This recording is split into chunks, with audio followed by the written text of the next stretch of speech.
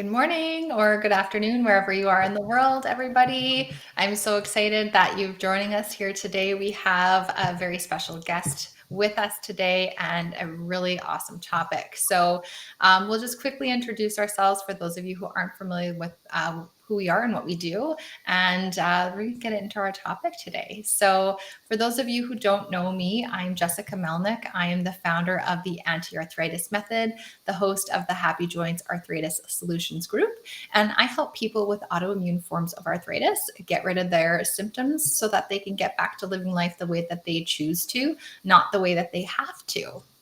And Casey, I'll hand it over to you. Yeah, I am Casey Kephart. I'm a functional medicine nutritionist. I am the founder of the Feel Good Formula. I work with women with all different types of autoimmune diseases to gain more energy and get back to the activities that you want to do in life. And I live in St. Petersburg, Florida, where the sun always shines, and it is not shining today. Yes. So in case if it's storming over there, Casey, and we lose you, we'll just keep going. Yeah. You can join back in Thank you. whenever the internet people decide to work again. So as I was saying earlier, we do have a really special guest today. We have psychotherapist Joanna Tonken with us today, and we are going to be talking all about self-care and why that is so important when you are healing from an autoimmune condition or an autoimmune form of arthritis. So we're going to talk about what that actually means and what you can actually do. So Joanna, I'm going to hand it over to you to introduce yourself and tell us a little bit about yourself and the work that you love to do. Yeah, first of all, thank you so very much for having me. This is really exciting for me to be here with you guys today. We're so glad to have you, and we're so grateful you're able to join us today. So thank you so much. Of course, thank you. So I am Joanna. I live in Toronto, Canada. I'm a registered psychotherapist. I work with young adults to help them overcome self-esteem and anxiety issues. That's my passion. I kind of want to rid the world of low self-esteem and confidence issues, but we're taking baby steps to get there. Amazing. So, so Joanna and I talked a couple of weeks ago. We met kind of through some mutual circles in business, and we were both super passionate about just about taking care of ourselves and learning more about ourselves and just being aware of what it is that we need in order for us to move forward. So for our mental health and also for our physical health, because they're so interconnected. And so today, like I said, we're going to talk about self-care and how does this relate to arthritis or other autoimmune conditions.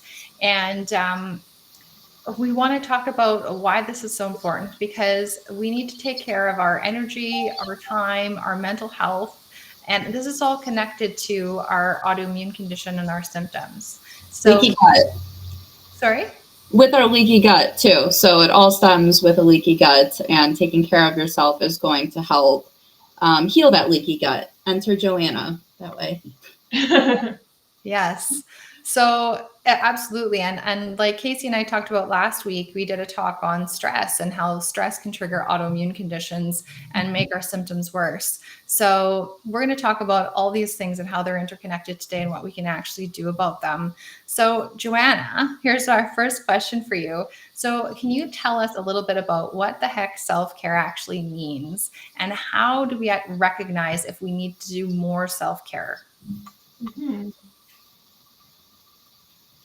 Okay. So I love the angle, because I feel that people sometimes think about self-care and they think about physical, right? I'll ask my clients, what are you doing to take care of yourself? It's like, oh, I'm going to the gym, I'm eating well, I'm sleeping. Okay, that's great for your physical health, but what are you doing emotionally, mentally, spiritually, right? So I think there's so many dimensions of self-care. So even awareness of that can be really huge. We could be taking care of ourselves in one area of our life, but we're not necessarily taking care of ourselves in all the various parts of our life. So the way that I like to kind of view self-care and why it's important, I use a simple analogy of being a cup, right? We have a cup and we have energy or fuel in that cup. And there's a finite amount of energy existing in that cup at any time. And every time we do something, we give to our kids, we give in the workplace, we give to our partner, right? We're depleting our cup slowly of that energy, right? And so what we need to do, and what self-care is the replenishing of that fuel, the replenishing of that energy, right? And there's really a very distinct feeling in the body, which we can talk about a little bit later, of when you're giving from a place of obligation versus desire and wanting to give, right? So, and you think about the cup example, it's like when you're giving from a place of obligation, it will deplete your cup until the point of burnout, which is when your cup is empty or near empty, and that doesn't feel very good internally. Mm-hmm. The alternative is giving from a place of abundance. And this is the goal, right? To be filling yourself up so much that your cup is now overflowing into the people in your life. If you're taking care of your mental, emotional, physical, and spiritual health, then your cup can be so full that you're actually a better partner, a better colleague, a better parent to everybody around, right? And so we look at it that way. You need to really focus on what you're doing to replenish and to fill up your cup to the maximum, so you can be a better person to everybody around. Yeah. I like that. Jessica, if you don't mind, I have a question just to tail off of that. So with, let's say, people with autoimmune disease, because that's going to be the people watching here, mostly they have families, they have pets, they have work, they have kids' sporting events. Their lives are jam-packed and their days are jam-packed. So how do you recommend filling their cup each day that's not going to take up a lot of time? Yeah. So I think this is bigger than what you just asked, is how to take those small moments to fill up your cup, which we can definitely talk about, small things you can do, but also understanding that you can't do everything. Mm-hmm. Right? And you may have all these things on your itinerary because systemically we're taught, you can do everything. For example, women can do it all. We can go to work, we can raise a family, we can maintain the household, we can take care of ourselves and our part. We should be able to do everything. Yeah. And that's just not true. Mm-hmm. Right? There's an expression, it takes a village to raise a child. Yeah. And that's not for nothing, right? Like, we're not supposed to do it all by ourselves. And I think the bigger issue here is that people think and believe that they should. And then there's so much shame if they can't. And realistically, let's be honest, like, nobody can, right? Keep up with the soccer practice and the school and the pickup and the drop off and the lunches. And like, you're going to drop the ball in some area of your life. Mm-hmm. Right? That's the bigger issue. Yeah. So really reworking your schedule and your priorities to work better for you, right? That's the answer there. But also, like, you can take small minutes. You can take, in the car, you just dropped your kid off, they're, running in to meet their friends. Can you take a minute and just do a breathing exercise, right? It can take 30 seconds to just do some square breathing, which is, inhale for 4 seconds, hold for 4 seconds, exhale for 4 seconds, hold for 4 seconds, and just do that for 30 seconds. Right? Just connecting with yourself. And I think that's what's lacking, is this connection to ourselves. When we're giving so much of ourselves to everybody else, we lose that. Right? So 30-second breathing exercise, a YouTube, 5-minute meditation or visualization, right? Or call a friend who makes you feel really good, right? Or eat something delicious that just, feels really nice and helps soothe you. Like, there's small things you can do to take care of yourself, even in a chaotic, really busy life. Yeah. Absolutely. So it's not just for people who have, all the time freedom in the world. It's for everybody. And I know in my own work with my clients is I just tell them, even if it's just 10 minutes in a day, just even 10 minutes, just, you have to do something that you enjoy that's just for you, even if it's only 10 minutes a day. So like you're saying, doing some deep breathing exercises for 5 minutes, or doing a quick little meditation, like following along online, even those things can count. Doing a quick 10-minute walk. I know Casey and I talk, that's one of the things she loves to do, is get out for a walk, to clear her head. It doesn't have to be major. Yeah. I think something that I'll add, is prioritizing yourself, right? Which then goes back to that cup analogy, right? Busy itinerary, we're prioritizing everyone else in our life, our children, our spouse, our workplace. We're not actually putting ourselves first. And if you do that, your cup will deplete, you will burn out, and that's not sustainable. So actually consciously taking that time to put yourself first is the most important, because when you're good, when you're full, everybody else in your life benefits. Yeah. Yeah. We're talking about like, what's the cost of not filling your cup, essentially? What's the cost of just burning out? And I'm sure you've seen, I know you work with young adults, but just in general, like, what are some effects of not filling your cup? What are you seeing in people? Yeah. I mean, emotionally, they're just not happy. Emotionally, they're exhausted, they're overwhelmed. The self-esteem, that's my passion, right? The self-esteem from people who aren't taking care of themselves. They don't even know that they exist because they're so busy caring about everybody else in the world. So when they look at themselves, it's like, well, I'm worthless. I'm literally nothing, because you don't give yourself that attention and that priority, right? So the emotional and the mental sacrifice of putting everybody else first, not to mention the physical, which, Gabor Mate talks about it. I'm sure you guys talk heavily about it. The emotional and mental will cause these diseases and cancers. And, if you don't take care of yourself in those ways, like, that's where you're headed. Yeah. I'm just curious too. I think it's important, just so be like you were saying, sometimes people don't even realize that they're not taking care of themselves.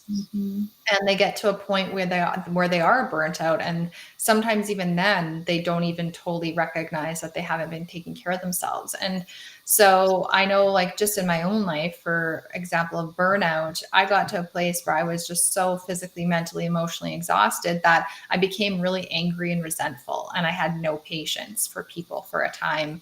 And I didn't realize it until I was just like kind of looking at a burnout on the internet one day, just because I was curious, and I was like, oh my gosh, they're describing who I am. And it was quite the wake up call. And I wish I wouldn't have let it go as long as it had, because I really wasn't in a healthy headspace or a physical space at that time. So I think it's just like, what can we do? Like, how do we know when we are completely depleted? And I also think too, if you can tie into that, Joanna, the whole concept of boundaries. I know Casey and I talk about boundaries as well with our clients. And I really liked your analogy too about, protecting your cup. So I guess 2-part question: how do we recognize when we need to do some more self-care, and how do we create those healthy boundaries for ourselves? Yeah. So I think I'll start with the boundaries question, if that's okay. Yeah, absolutely. I think a lot of people have a misconception of what boundaries are. They think about boundaries and they think about putting up like a brick concrete wall between them and the people in their lives. And I think they misunderstand the meaning and the underlying reason why we have boundaries. And with using the cup analogy, we have boundaries to protect the energy, the finite amount of energy we have in our cup, right? And so if we don't have boundaries, people, all walks of life, can come in and drink from our cup. There's nothing to stop them from coming and from taking what they need, or from us just indiscriminately giving out our energy. That's, again, only finite. So when we think about boundaries, it's really important to think of it like we're doing this to protect ourselves, yes, right? But to be more full of the energy and the fuel, again, to overflow, right? We want our cup to be as full as possible so we can be better in all these areas of our life, like I shared before, right? So the boundaries actually protect you from deciding who gets energy, who gets our fuel, so that we don't burn out and that we can be better in all of our relationships. Yeah. So that's kind of the essence of boundaries. Yeah. And then, sorry, go ahead. No, please. I was going to say, so how do we recognize when, we haven't been protecting ourselves and our boundaries? Yeah, I think that, like, exactly what you said, you start to feel angry, you start to feel resentful, you start to want to like give everything up. Like, I just don't want to do anything anymore. I want to like run away to a beach and, drink Mai Tais and sit by the ocean. Like, you just like feel like you can't handle it all. You're overwhelmed, you're exhausted, and it's just not working. Right. And that's probably why the cup is really low. Yeah. No, that's some great examples. So, and I loved it. We had briefly chatted about this too the other day when we were planning for this talk, and you had some really amazing concepts and background on why we don't actually look after ourselves. And I would love for you to get into that, Joanna, if you could, because I think this is some of these concepts are things that most of us don't even realize or think about consciously, but they're just so important. Mm-hmm. So I think for me, it lies in two areas. And one of them I mentioned before is that systemic belief, right? I think like as a society, we're just told to do it all, just to keep being productive, to keep being caring, to keep being, giving of ourselves. And we don't realize that that's not sustainable, right? So the first one is, there's the underbelly, the unconscious belief in society to constantly be giving to the point of burnout or the point of disease, right? Yeah, so that's probably one of the most important things, knowing that it's not like burnout isn't like a me problem, it's not an individual problem, it's a society problem. We put too much pressure on ourselves to be able to do it all. Yeah. And then the second one, I believe, is from this feeling of shame that exists within us. And shame is this belief that we develop in childhood, that everybody develops within childhood, of this feeling of I'm not good enough, or I'm flawed, I'm defective, there's something inherently wrong with me. And what I was sharing with you last week that you're referring to is, how we kind of start to believe this shame. And so it starts in child development, because when we're born, when we're infants, we literally can't take care of ourselves, right? If we need to eat, we can't do it. If we need to shower, if we need to create shelter, like we can't do it. So what does a child learn to do? The child learns to please their caregivers, right? So their caregivers are the way that they're going to stay alive. So the child's smart enough to know that if my caregiver is not well, I'm not going to be well. Mm-hmm. Right? So what do? We learn to please them. We learn very quickly how to do that, right? By getting the praise, by getting the, when we get those hugs and those kisses and that affection, right? That's how we learn, what's pleasing.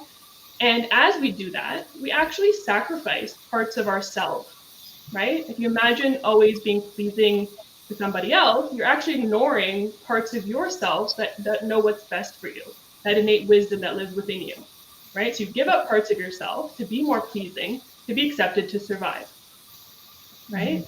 Yeah. So we feel like who we want to be, who we are authentically, isn't good enough, isn't worthy of this life. To be pleasing equals survival, so I better keep doing that. And then we grow up. And then we grow up. And then we can learn that we can take care of ourselves, right? And then as we get into adulthood, it's like, well, I don't need my parents to take care of me, but I've been doing this pleasing thing for so long, or this caretaking thing for so long, that is all I know how to do, but I'm not happy and I'm not connected to who I am and that innate voice within us. Mm-hmm. We get to this place in early childhood, early adulthood, which is the kinds of clients that I love to work with, because they're finally, like, that switch has finally gone off, saying the shame of who I am isn't enough. The coping strategies aren't working. And now I'm an adult, I can take full care of myself, but I'm so stuck in these patterns that aren't working for me anymore.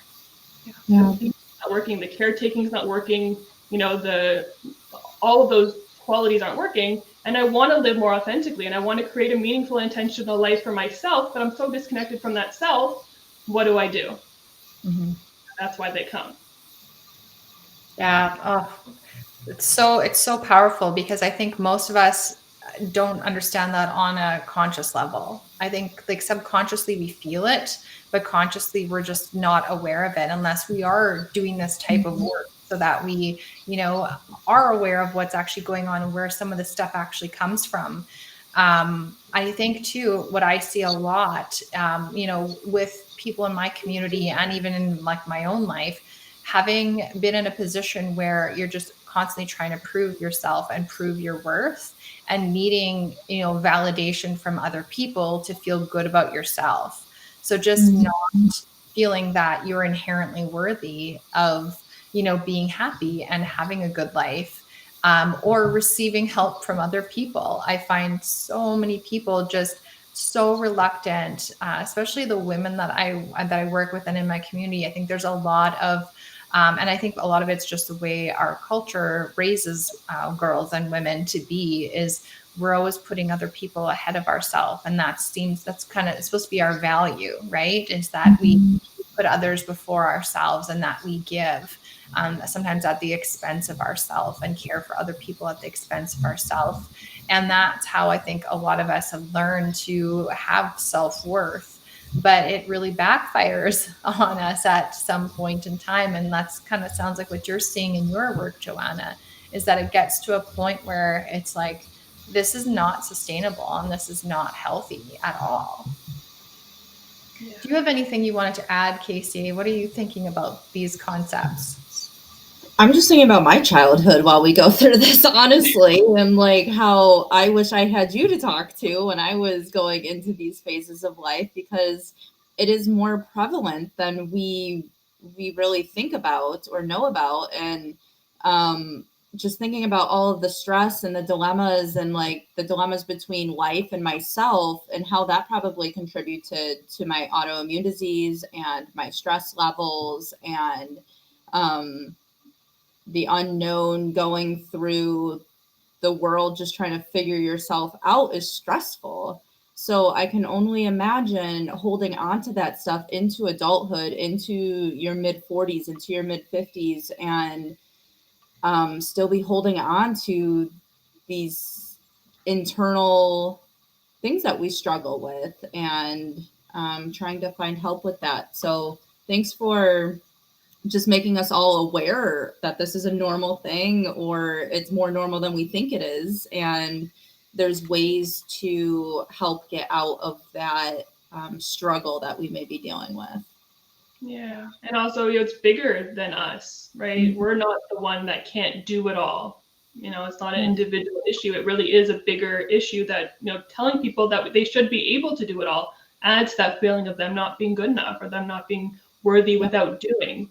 And at the heart of it, we are all worthy of just being on this planet, in this world. And that's the bottom line. Yeah. I almost wonder are there people in your field that are working with new parents or about to be parents to make sure that they understand themselves, so they can bring their child into a world where they're authentic and teach that? Yeah, 100%. There's psychotherapists that work with, perinatal and prenatal clients. There's also parenting coaches that I'm sure do a great job of using some of these concepts. But really, you can't start too early and you can't start too late with these concepts, and with psychotherapy just in general. I work with the clients who are younger just because I want them to enter adulthood with these kind of things already ingrained in them. But, being 50 or 60 and realizing that giving too much isn't working for you, that's also a great time to kind of relook at some of these patterns of behavior and challenge yourself to overcome what's not working for you, right? So it's good for all ages across the board. Yeah, definitely. So interesting.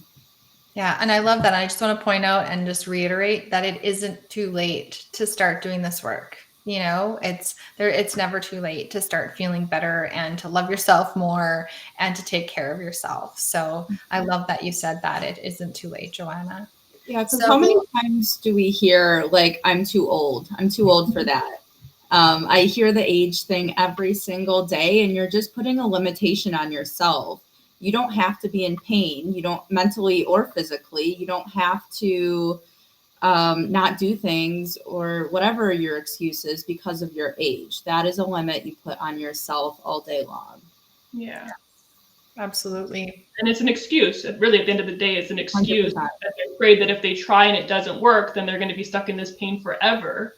Mm-hmm. So I'm just going to try it all and stay stuck. Yeah.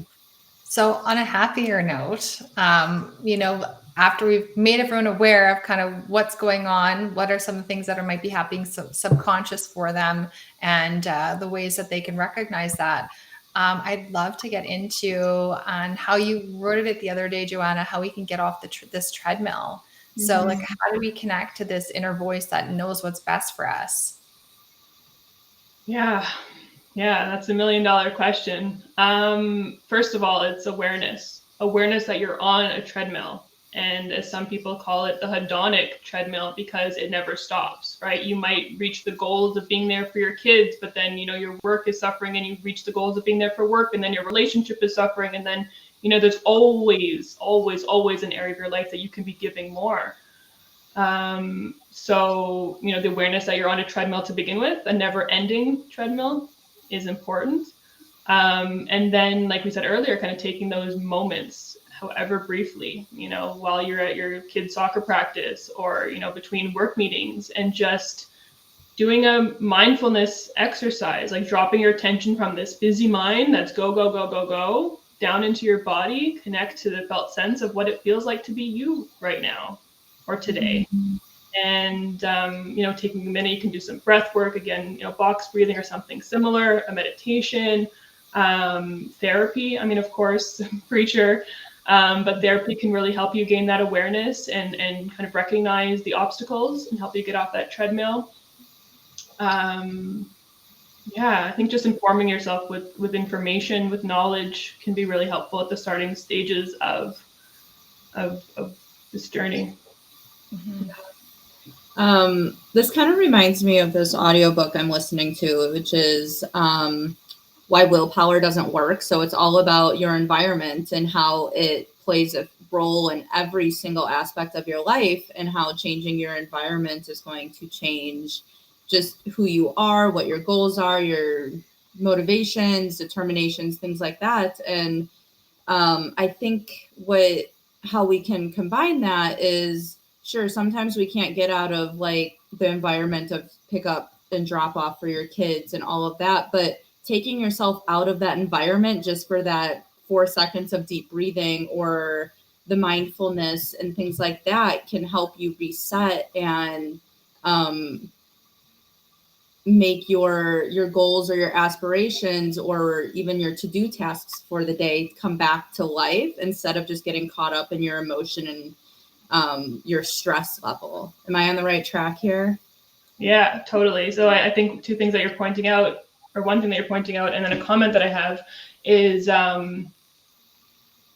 lost my train of thought, is that mindfulness doesn't happen overnight. Yeah. Right? It's something that is a skill, it's a practice, it's a muscle that grows.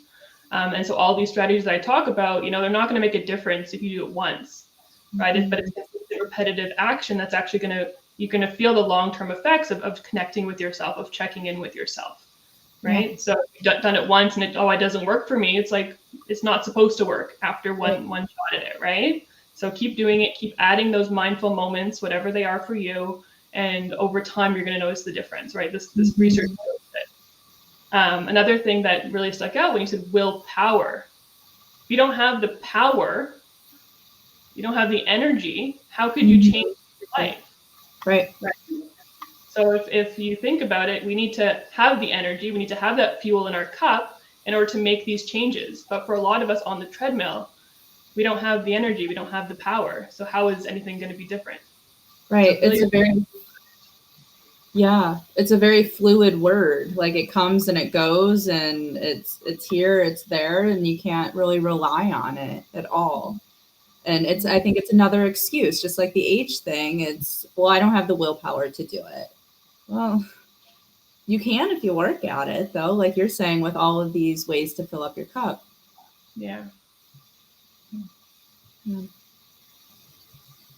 Yeah, I think too, tying into some of these different ways that we can get off this treadmill that we're talking about is the, recognizing when you're having that voice that's saying, I'm supposed to do this, that, or the other thing, versus what do I actually want? That expression, stop shooting on yourself.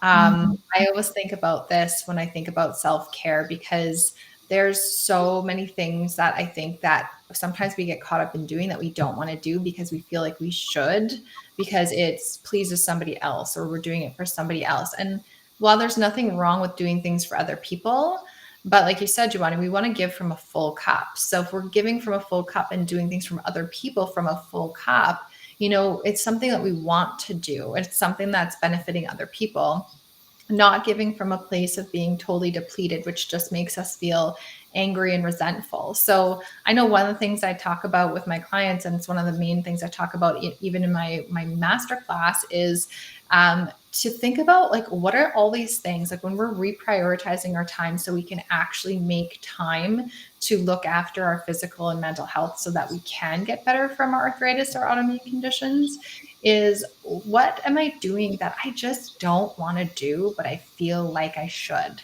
and look and stop that. Maybe I'm going to these events or I'm on these committees and all this stuff, and it's too much, and I'm not interested in doing it. I'm not doing it out of a place of abundance. I'm doing it out of a place of should, and it feels ick and it feels draining, I just want to point that out. I think people need to be aware of like, when they're doing that to themselves. And I want to tie it into one of the other things that you talked about, Joanna, about like reparenting ourselves is one of the ways that we can stop shoulding on ourselves and slow down to make time to care for ourselves. So would you mind talking a little bit about what that looks like to do that work to reparent ourselves? Absolutely. Thank you so much for bringing that up. That's amazing. The should idea. And just to kind of say something briefly on that, if you're doing self-care because you should be doing it, you're doing it wrong. Right? So self-care needs to be from this place of I'm doing this for myself because I'm important to me. That belief is rewiring the neural pathways in your brain. That's changing the way you think and feel about yourself. I clean my room because it's important to me, not because I should, right? Yeah. I take care of my family because it's important to me, not because I should, right? And so that differentiation. So if you're doing self-care from a place of should, you're just doing it wrong, and you should just, right? Yeah. So the idea of reparenting comes from either inner child work or internal family systems. I mean, it comes from psychologists overall, but these are some things that we do in therapy to help people connect to themselves. And the idea goes back to the childhood development when, parts of you were shamed growing up, parts of you learned these behaviors growing up. And we want to go back to those places, to that infant that feels like she's not good enough, or that grade 4 that feels like she's not good enough, or whatever age and stage of life that you started to believe these things about yourself, and actually offer your adult self, your current version, current day self, as a alternative to the caregivers that you had. Not to say anything bad about the caregivers you had, but nobody can meet 100% of your needs other than you. And you didn't have the tools when you were younger to meet all of your needs. So we look to our caregivers to do that. So reparenting is actually about having that loving, compassionate, caring energy for ourselves, and creating that bond from our younger self, which can be frozen or stuck in that place of feeling worthlessness or feeling shame or not good enough. And if we offer that part a opportunity to be cared for in the way they needed to be cared for, they can let go of holding on to those beliefs that no longer serve them. I'm not important, or I'm not valuable unless I do, or whatever it is that stayed with them as a child. We can now unfreeze some of those parts of ourselves, unburden them, and create a lasting relationship, a connection to ourselves. Mm-hmm. Yeah, I love that. Thank you. Yeah. Well, you've definitely given us a lot to think about, Joanna. I don't think I have any more questions for you, unless Casey, do you have anything else that you wanted to add or ask Joanna? No, that was great. And I think definitely you've given people something to think about, and definitely made them think about their childhoods, and maybe just reassured people a little bit more of like, I had no other way, or what am I trying to say? It's not my fault that I thought this way back then. So kind of taking that pressure and guiltiness off of them is something I definitely got out of this knowledge that you brought us today. So thank you so much. Mm-hmm. And Joanna, is there anything else that we haven't talked about that you wanted to mention in terms of what we can do for self-care? I mean, there's so much I can say in a short period of time. It's hard to pick things out, but I think what we talked about was a very good starting point for people. Really, just paying attention, the awareness of these things, that is a bigger issue than you individually. We can't just do it all. Start small. Be patient. I think we started in a very good place, and then we could do a 2.0, video live that expands on some of these concepts. I'm sure. Maybe we'll stay tuned for that. Definitely. Oh, fantastic. I know that you are doing a virtual workshop that's coming up soon. So do you want to tell us a little bit about like when that is, how that works, what it's all about? And I have a link to the flyer that you sent me as well that I'll post below this, below our post today, so that people can take a look and they know how to contact you if they wanted to take part in that workshop. Yeah. So my colleague and I were hosting a 6-week psychoeducational and experiential workshop, Bust Out of Burnout. So the idea is, if you're feeling exhausted, you're feeling overwhelmed, you're stuck on the treadmill, you don't know how to stop, we're going to help people in a group setting, a small intimate group of about 8 people, just sharing their experiences to know that they're not alone, but also practical tools, experiential techniques, things to practice between sessions and connections that people can use in order to help themselves. So that starts on Thursday, April the 21st, and it will run for 6 consecutive weeks. Wow. Is this just for young adults, or what's the age range here? Yeah, it's all adults. Anyone over 18 years old is welcome. Like I said, there's no bad time to start doing this work. I would work with children if I could. I would start them really young and getting over some of these things, but my education so far only permits me to work with people 18 plus. I just think the earlier the better, just so you can kind of have a long life of, intention and meaningful expression of yourself. So yeah, everybody is welcome. Yeah, awesome. So for those of you listening, I will post the link for the flyer for the workshop that Joanna and her colleague are hosting, so you can know how to get a hold of her. And thank you again, Joanna, so much for sharing your knowledge with us today. It's such a fascinating, important topic, and I really appreciate the work that you do in this world. And yes, for those of you watching, comment below if you want to reach out. We can get you in touch with Joanna. Mm-hmm. Thank you so much for having me. It was really nice to meet you both, and you're doing amazing work yourselves. So thank you for helping the community. Yeah, thank you. So we'll have to do it again another time. Sounds great. All right. Everybody. Have a good weekend, everyone.